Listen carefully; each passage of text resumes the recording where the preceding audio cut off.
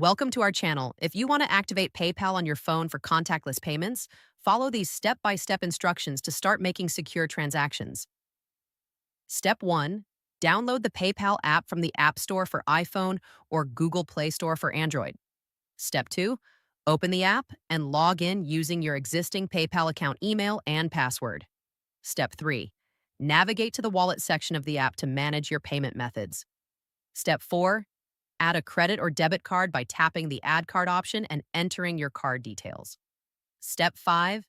Verify your card by confirming the small test charges or verification code sent by your bank. Step 6. Enable mobile payment features by accessing settings and turning on contactless payment options. Step 7.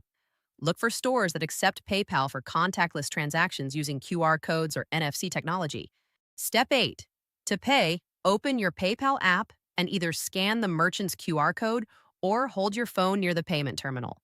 Authenticate the payment using your PIN or biometrics to complete the transaction securely.